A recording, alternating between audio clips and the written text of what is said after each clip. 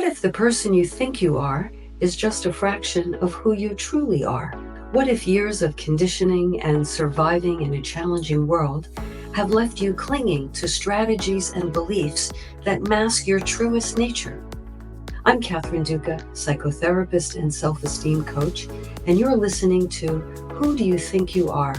A show that looks beneath our psychological masks and uncovers our profoundly messy, beautiful, brilliant, tender-hearted selves.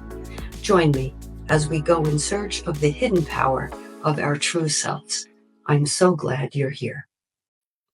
And you know that to be true. No place I'd rather be than with you this Sunday evening. Welcome, welcome.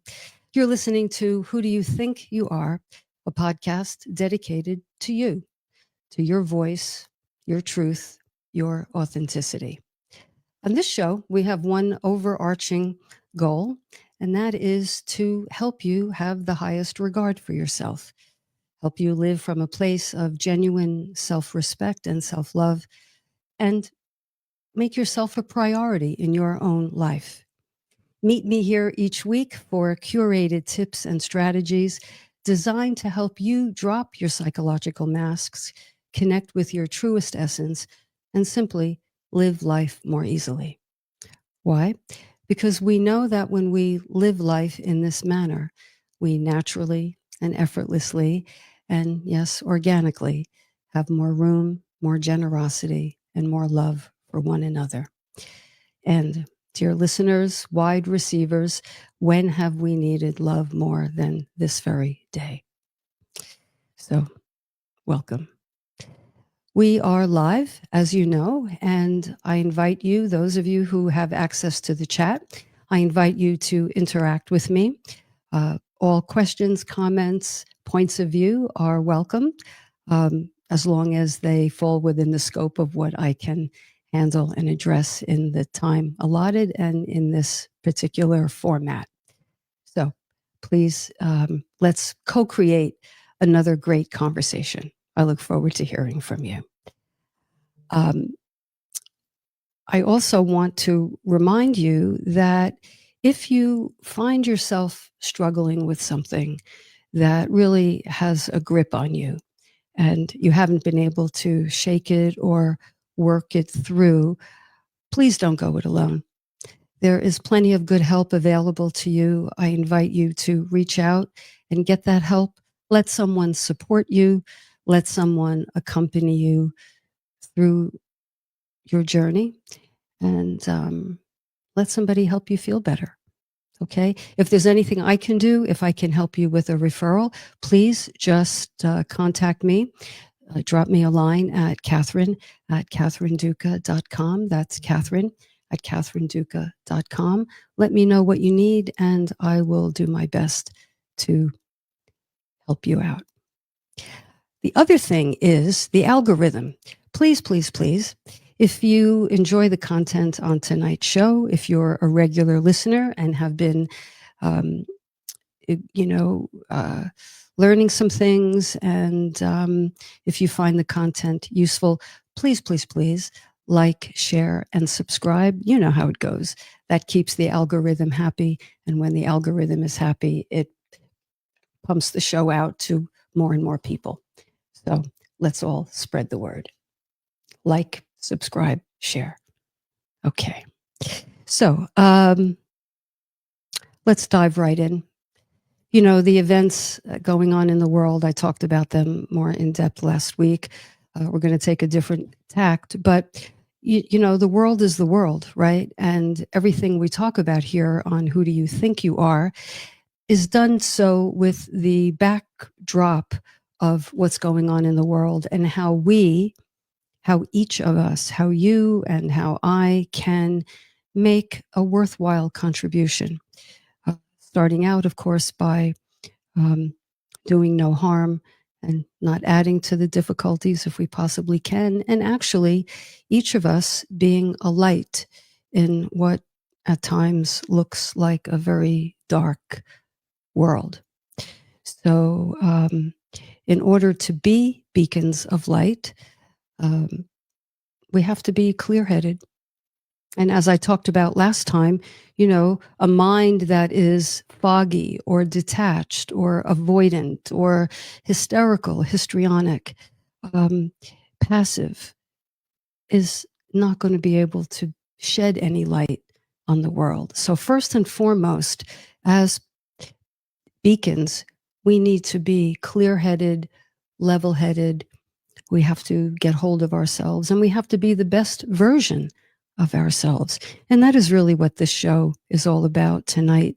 No different. We all want to do better. We all want to be better. We all want to feel better. And there isn't a therapist out there, I don't think, who doesn't want their clients to feel better in the quickest way possible, right? I think the days of traditional psychotherapy, though it's still performed uh, today, but I think um, we don't have the time that we used to have to sort of meander through the musings of our mind. That used to be a luxury. But things being what they are, it's incumbent on each of us, I think, to get with it and be these clear headed beacons of light as quickly as we can. Frankly, we do not have time to waste. So, tonight we're going to talk about this thing that we all want, which is to be better, um, have a better life. But in order to have a better life, we have to be better people. Now, better people according to what metric? In other words, what constitutes better? Well, for many, and many of the people who call me to work with me, initially come with the hope that I will help them be better, get better at some of the very things that got them stuck to begin with. In other words, they want help perfecting their masks. And may I say, they quickly find out that that's not what we do in psychotherapy. We do not perfect the masks. If anything, we look beneath them because the best version of ourselves lies not in our facade, but in our authenticity. So tonight's talk is about the relationship we have with ourselves and our worth, our value. And I submit to you that self-worth is not something we earn. It's not something we earn. It's something we remember. It's something we remember. And I'm going to be offering a few things. I believe I have five uh, points or aspects that may be helpful to you. These are things I've learned from my work with my clients, my own research, and my own life. So I'll share them with you. The first one is this notion of inadequacy, that we're not enough somehow. We're not enough, just, straight out of the gate without any trimmings, just who we are is somehow fundamentally flawed, somehow fundamentally inadequate. And so shame creates a story that we are not good enough. Now, as I was preparing to come on tonight, when I wrote that, what immediately came to mind was how I would have never used the word shame, but I believe it applies. How my own story of, inadequacy, I don't even like to say it, but it's true, got going.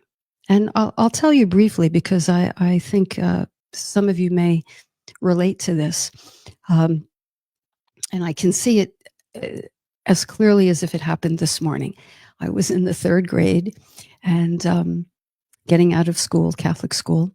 It seemed that the moms, I don't know if there were any dads back in those days, but the moms seem to all get out of the car to greet their children, take the lunchbox, give them a hug, and they'd go back to the car. And I was very struck that my mom never got out of the car. So I'd get in the car, and I think she would start talking about her day, her business. And I remember consciously having this went through my head just as clear as day. I remember thinking to myself, those hugs that the other kids are getting, those are for the wimpy kids. I don't need those hugs. And furthermore, I don't think I use the word furthermore, but my mom is too important to give those hugs. My mom is too important to get out of the car. She has things to do. I think my mother was the only mom who worked outside the home. I think. So I felt, well, whatever I felt, I realized later on. But at the time, I made that little daily occurrence. Other moms got out of the car, but my mom didn't. I rationalized it into a positive thing. My mom is too busy, too important to do that, and I don't need that. And in fact, the kids who did, I labeled as wimpy kids. Can you imagine? And then I remember, if my early years would flash before me, I would say the caption read, "Don't ever be wimpy. Don't ever be wimpy." It's probably why I was led in the direction of becoming a psychotherapist, because I think on some level, this has changed, of course, but on some level, I could help the wimpy kids because I was somehow above it. So I made myself superior. I put myself in the role of helper, and I denied any neediness I had around being in the third grade and having my mom get out of the car and hug me. So that was the beginning of my shame story. Now, when you're a child who does that sort of thing, what happens is, and can anybody relate to this? You spend the rest of your life, unless and until you catch yourself doing this and you go in and do the work to dismantle this belief system. I spent my life compensating for having needs. I constructed a mask and a facade that said, not only don't I need anyone, but my needs are kind of, I don't know, they're kind of, I don't even know what word to use. There's something to be embarrassed by. And strength, being self-contained, self-reliant, self-sufficient, these were strengths that I lived by. So I went about my life, and my interactions were almost transactional. Transactional in the way that if I did something for someone, or if I behaved in a certain way, or conducted myself as that tough third grader, then people would like me. People would respect me. I would be validated and complimented for not who I was, but how I behaved. And that got me further and further from my true self. Further and further from my true self. And I'm wondering if anyone listening can relate. Is this your story too? Brene Brown, she single-handedly put shame on the map. She popularized and did years of research to explain the phenomenon that actually psychotherapists have known for decades, that when we have a childhood experience that gives us the message, or we infer we're as lovable as we are, fill in the blanks, well behaved, smart, cooperative, quiet, don't rock the boat, helpful. Getting that message and internalizing it just sets us up to become adults who live according to that philosophy. And what happens is, and you can imagine, it creates a lot of inner tension and a lot of anxiety. Why? Because as long as I'm performing and as long as my masks are intact, then all is well, right? All is well. I am succeeding at perfecting the image, the persona that I want to put out in the world. I'm mastering the way in which I want people to think of me. Authenticity be damned. You don't even know about authenticity when you live like that, as I have, and I suspect many people live this way. And then what happens is, because it doesn't stop there, what happens is when you treat yourself that way, and I say treat yourself because this comes under and is part and parcel of the relationship we have with ourselves. We have a relationship with ourselves the way we have a relationship with anyone else. There are things we like about ourselves, things we don't like. There are things we love, and there are things we abhor about ourselves. And in my work with clients, what I hear all the time is the 4-letter word that so many people use, and that is need. I don't want to need anyone. I hate that I'm needy. I despise that. So I'm just going to hide it. And again, perfect the mask. But then what happens, when everything goes well, all is good with life. But when there's a crack in the facade, or when you feel rejected, or when you miss the deadline, or you say something that you feel was, uh, stupid in the meeting, then what happens? We tend to beat ourselves up. We tend to berate ourselves. We tend to not only chastise ourselves, but then we think we can self-correct by beating ourselves up. So those of us who may be invested in the belief that we can hate ourselves into being better people, we can berate ourselves, demand ourselves, ultimatum ourselves, coerce ourselves into being better people, better meaning more lovable, more pleasing.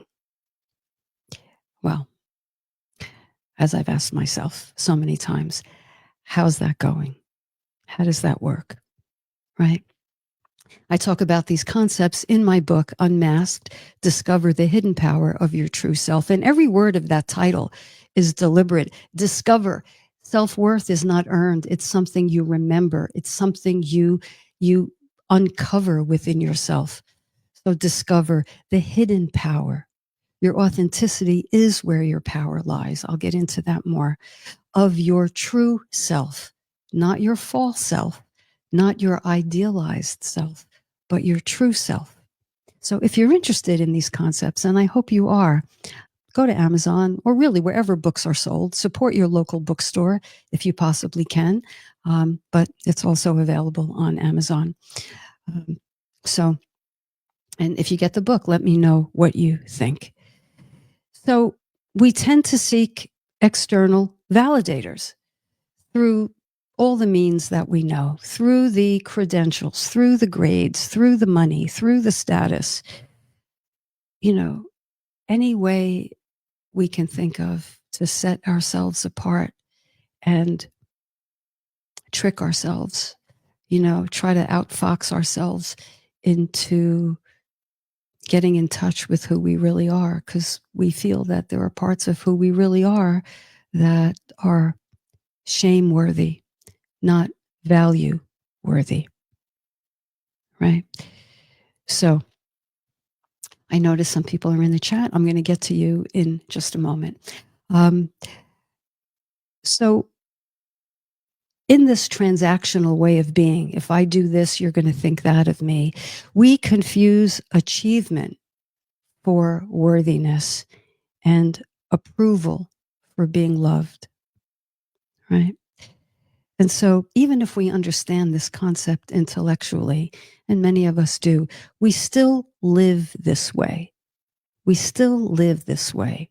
And that's because those early lessons that we learned became the scaffolding, if you will, around which our personality was developed.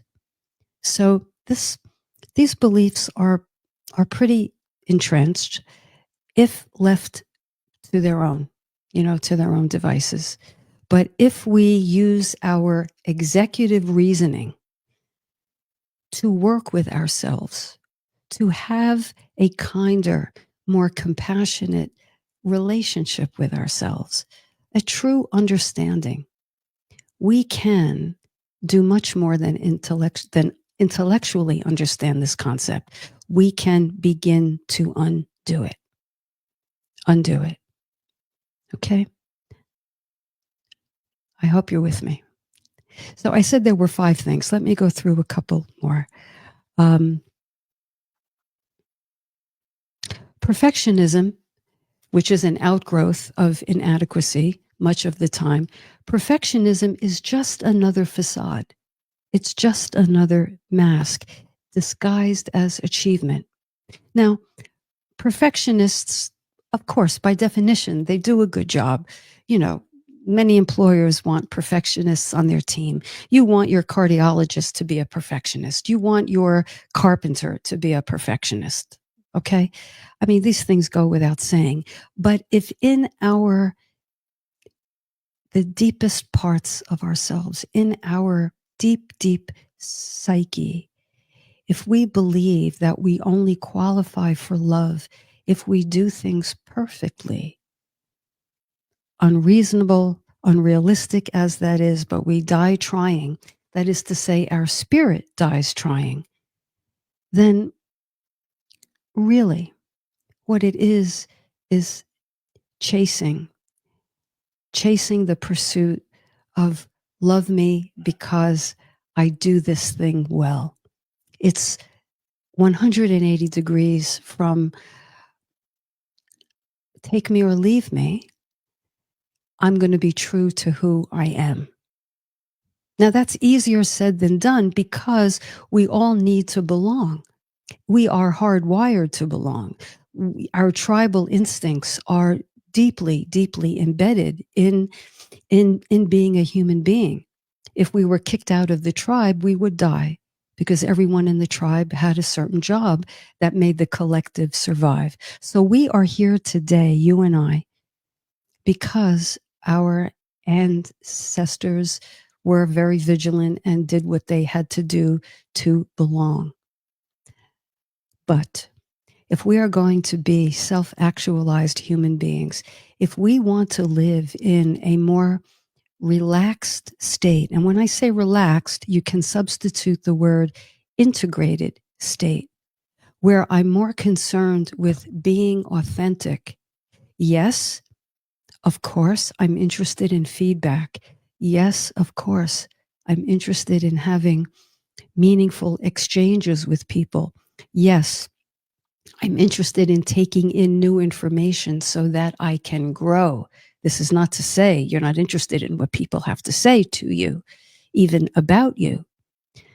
But when our primary stance is rooted in authenticity and truth, then, dear listeners, I think we really are onto something. And then we have the luxury of letting go of keeping score of who likes us because we're this way or that way. And so we have to polish our masks. We let go of that and we settle into and surrender into, in the most empowering of ways, who we truly are, at core. So this is a mouthful. I think it's a good time to take a short break, digest this. And when I come back, I'll go to the chat. I see there are quite a few comments. I can't wait to see what they are.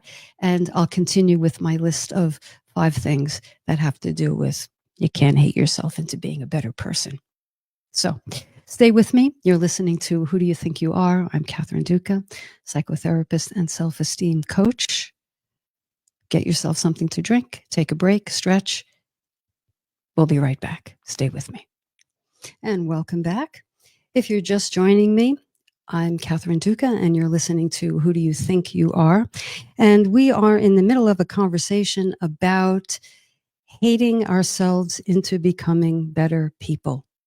Hating ourselves into becoming better people, being stern with ourselves, giving ourselves ultimatum, using shame as a motivator. And I submit to you that, and you already know this, that does not work.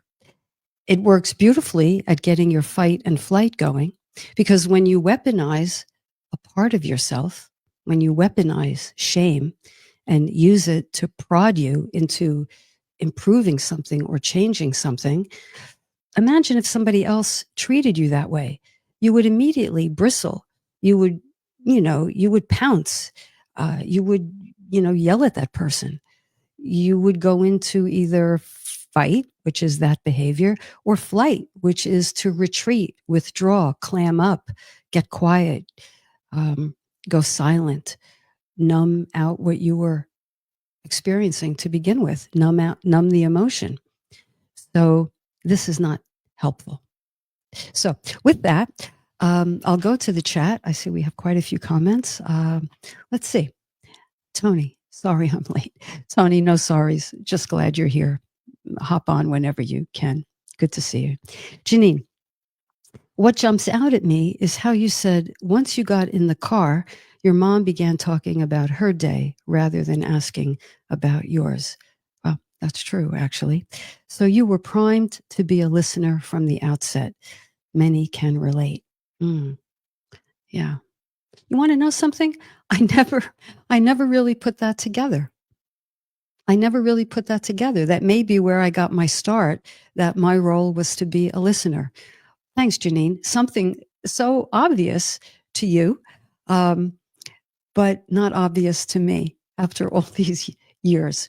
I know that in retrospect, I felt kind of invisible, or I felt that my needs didn't matter, because if they did, she would ask me about them. But I didn't quite get that piece. I think that's very interesting.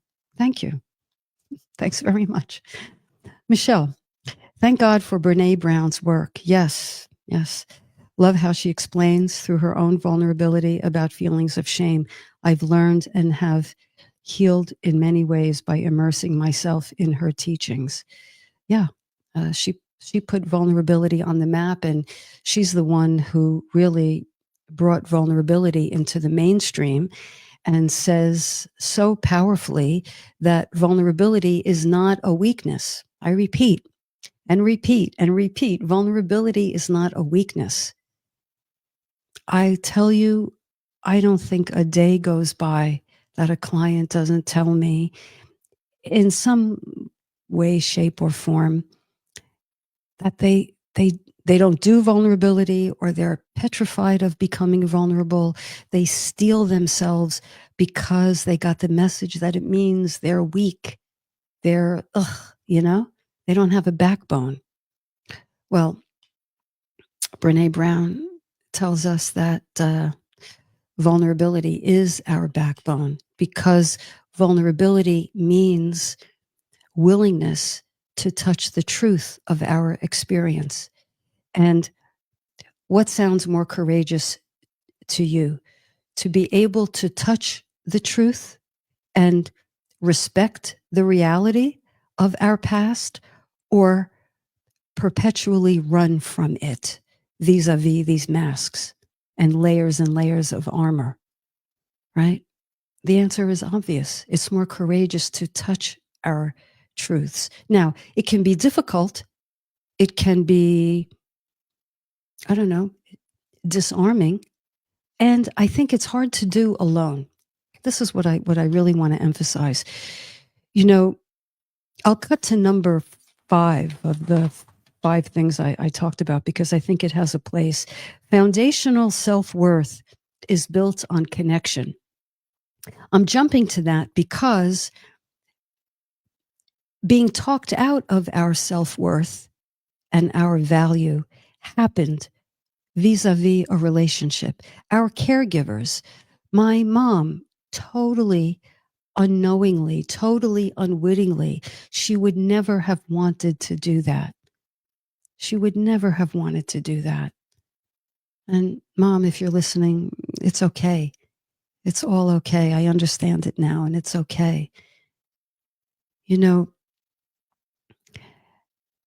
the very belief or problem that resulted from an interaction, like my mom not getting out of the car and what I made that mean, can only be healed by another interaction. That's why I think this work is better done. And by better done, I think I mean like exclamation point, with another person, whom you can trust, with another person who lets you know they want to see you, they want to hear you. That's the problem that was created by an interaction can only be healed by an interaction. So I reiterate, don't go it alone. You know, if you need to up level your self-worth, if you need to discover it, if you need to remember it, call someone who can show you where it's hiding. It's hiding beneath all the layers of the things you thought were tickets to being loved and lovable. And we have that backwards. So thanks again, Janine. And thanks, Michelle. Pardon me. Dawn, hi there. Healing is releasing self-judgment, forgiveness, accepting, and loving yourself. Healing is releasing self-judgment, forgiveness, accepting, and loving yourself. Having compassion for your child self and the adult self you ended up becoming. We can't love ourselves without self-forgiveness. Absolutely, positively, 1000%. And something that I call in my book compassionate recognition. Compassionate recognition. What is that? Well, it's me going back over those home movies of standing outside of Our Lady of Mount Carmel School, seeing all the moms give all the hugs, and me doing what I said I did with that. It's me stopping that movie right there, freeze frame, and having not only compassion for my young self, yes, of course, but compassionate recognition, understanding why I did what I did, understanding that I had no choice because she was my mom. And, you know, if she set that tone, you know, she was larger than life. She was the one I went to. She was the one who was always right. Your mom is always right when you're in the 3rd grade. And your dad, your caregivers, your teachers, they're always right. And so if somebody's wrong, it's got to be me.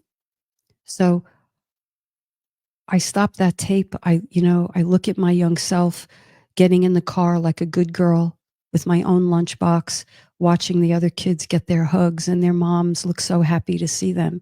And really, and I could feel it now, I tell you the truth, feeling that feeling of ache.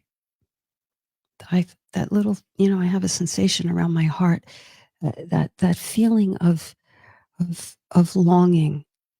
I quickly flipped it into a positive. I really inflated my importance and my mother's importance. But underneath that very tender, raw part of me, I was a little girl who needed her mom to get out of the car and show that she was excited because I had been thinking of her all day. She worked right down the street, and I would daydream. Gee, I hope she's thinking about me like I'm thinking about her. But when I got in the car and she talked about her difficulty meeting payroll that day, and I became a good little listener, there's no room for me here. I didn't say those words. I just fell into place. I just fell into place. I became a good soldier, which is no pun intended. My mom was in the army. She met my dad. She was a captain, and I became a good little soldier, you know? Yes, ma'am, as you wish. And I did that actually most of my life. That's how powerful this stuff is. So, Michelle, thank you. You go on to say, for many years, I was lost in the pursuit of perfectionism. It held me up from completion in many areas of my life. It can only do that because perfectionism takes time. And just when you think you're there, the goalpost moves out even further and you invest more time. And before you know it, you say, the hell with it. The hell with it. And that's called self-sabotage. Inadvertent, backdoor self-sabotage. Acknowledging that I was good enough had always been was a liberation. That's right. I was always good enough. You were always good enough. Everyone on this chat, everyone listening, even the producer of this show, Reverend Michael Mangus, I know has always been good enough because children are good enough. Full stop, end of story, close the book. But when we get another message, we chase the thing we think is going to make our mother get out of the car. We chase the thing that we think is going to make the boo-boo better. And what happens? It makes the boo-boo worse because the validation, when it comes, it's great. And when it doesn't, we spiral. And then we try harder and double down, get more validation and on. And then we get older, we get taller, but that thing never changes until we do this work, until we have a conversation like this, until Janine and Dawn and Michelle and Tony and everyone else, reflects and shares the reflection, because this thing is only healed through interactions, through connection like this. So we're not just having a conversation. We are, in a real way, by being open about this stuff, we are healing ourselves and one another. Okay, it's not a grand geyser, but perhaps it's a slow, quiet whisper of a healing. Patricia. Good to see you, Patricia. Thanks for sharing this very real story. Kathy, I got the message. You got the message. Yeah. Be a good girl. Be a good girl. Still struggle with disappointing people when I put my needs first, but I do now, and it's been life-changing. Yeah. Be a good girl. That's the whole thing. Be a good girl. And, one person's notion of good girl might be different than, some people think they're being a good girl by never asking for help. Other people think they're being a good girl by helping everybody else. We all have our particular flavor of what being a good girl looks like. But boy, when we're invested, we are really invested to the tune of our life's happiness. Michelle used the word liberation. Yeah, that's what's at stake. Our freedom. Our freedom. Hi, Judy. Good evening to you. Just catching up. I appreciate everyone's comments. Yes. Yes. Isn't this interesting? Now, imagine how many tens of thousands, hundreds of thousands, millions of people walk around like this. And I'm just going to speak to our culture. I know this show is broadcast all over the world, and different cultures may handle this differently. But in Western culture, certainly here in the United States, this is an epidemic. This is really an epidemic. People pleasing, turning ourselves inside out, being what we think other people want us to be. And the cost is our own authenticity. Our own authenticity. Think about that. Think about that. So another point I want to make about the inner critic is the inner critic is not the problem per se, but the inner critic is the boss of us until and unless we go in and reevaluate things, right? We cannot heal, and Brene Brown says this all the time, we cannot heal what we're hiding from. How could we? You know? And so when people call my office, they do so oftentimes because there's a crack in the armor. The mask came a little loose someplace, and they want me to help them glue it back on. And they're a little surprised at first to find out that we don't do that. But I can tell you almost without exception, I'd be curious if this is true for anyone in the chat, almost without exception, to a person, once they get through the initial sticker shock of, I'm talking about things I never talked about. You're asking me about what I felt humiliated about. I've never talked about that.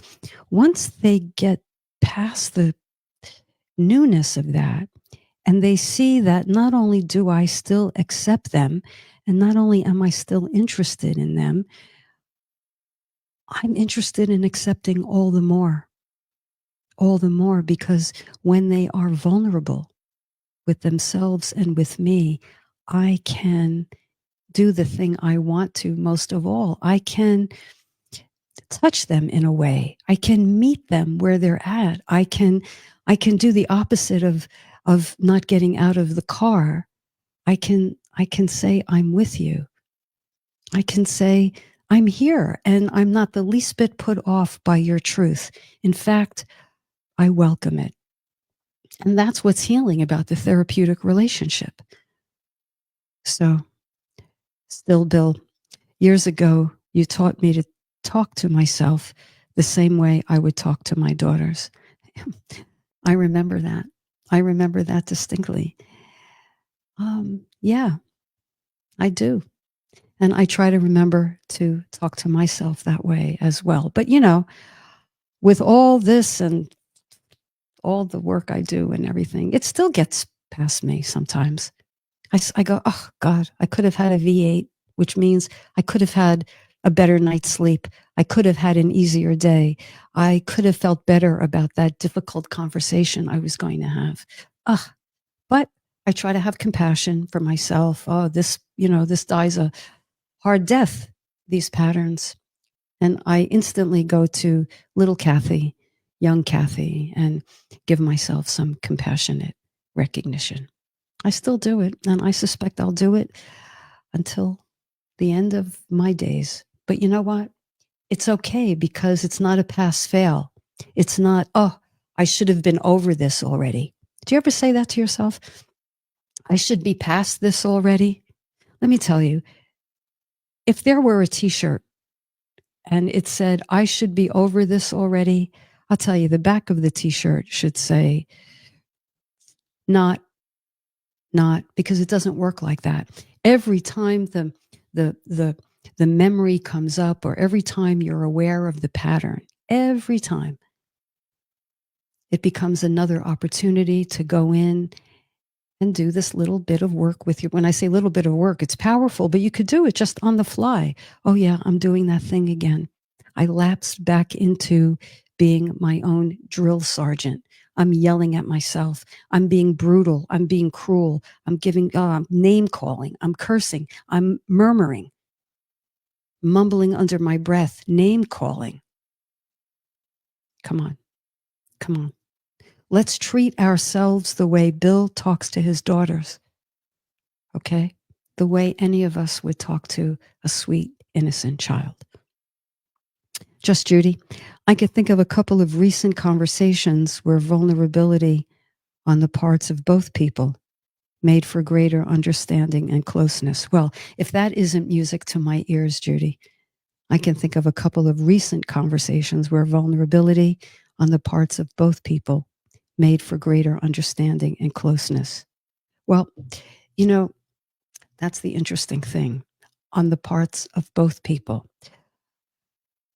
How often do we, if we're going to do anything at all, like get real, how many times do we think to ourselves, the other person has to go first?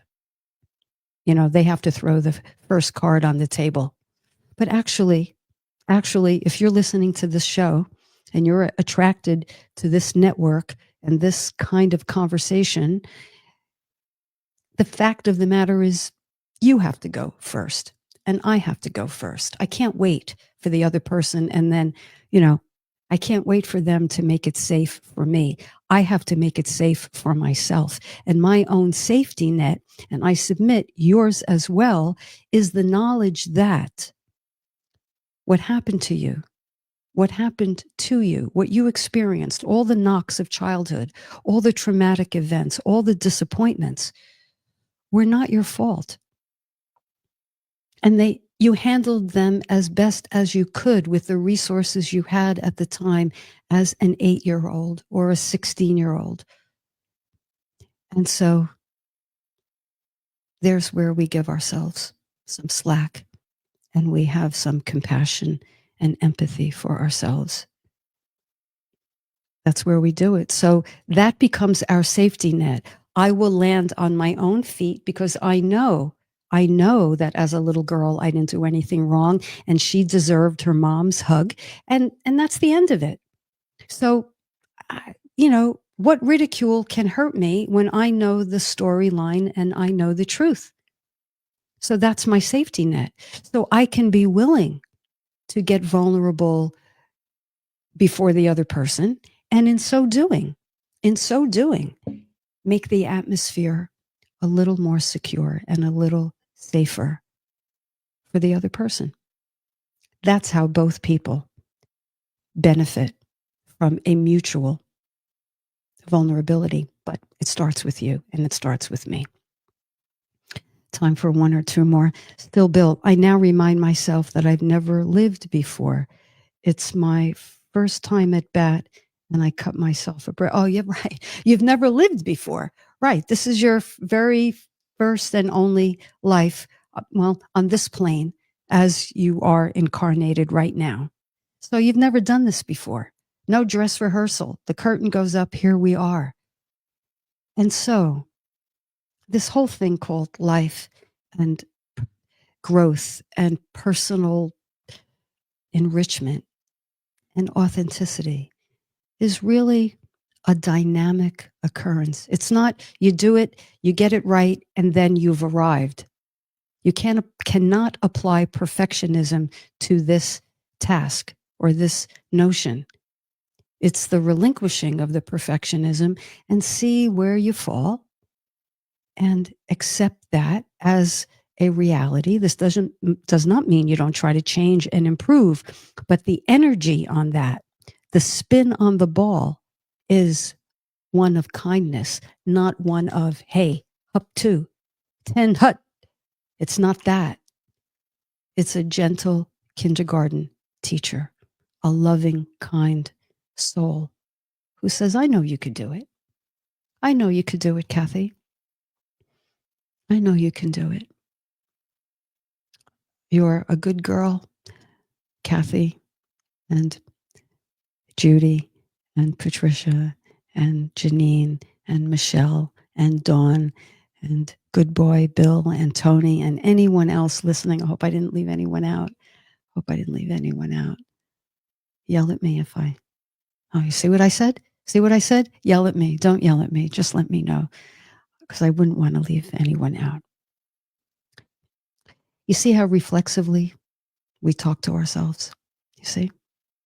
So, dear listeners, wide receivers, let's be wide receivers of our own generosity. Let's be wide receivers of our own benevolence, our own goodwill, our own forgiveness. Forgiveness doesn't mean, atta girl, good job for everything. It does mean that we did our best. And can we do better? Yes. But that's by invitation. It's not by coercion. It's by invitation. It's not by coercion.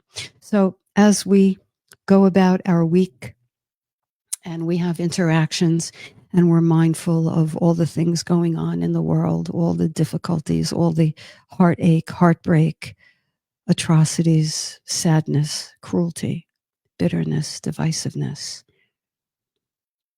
We can't wait for them to straighten us out. We can't wait for them to steer us around this iceberg. Each of us has a little wheel, you know, and we steer the course of our own ship by going out into the world and, you know, embodying these things, displaying these things. You know, you can't, you know, we can't be all that here and then we get in traffic and we curse the other person, or we're, you know, snippy, snarky. I mean, if we are, let's ask ourselves, you know, where's the stress coming from? Okay, you know, not hard to identify. But then remediate with empathy. Okay? That's our mission. Let's all decide to accept it. Okay? Thank you, thank you, thank you for being with me, for co-creating a conversation that I certainly loved. I hope you did as well. Meet you back next week. Not sure what the topic will be. It will be something organic. If you have an idea of the topic you'd like me to bring on the air, please let me know, Catherine@catherineduca.com. If I can help you with a referral, Catherine@catherineduca.com. If there's anything you want me to know, Catherine@catherineduca.com. All right, friends, be well, take care. Know that you are not only loved, you are love. You are love. So take that on the road this week. Be well. Love you all. Good night.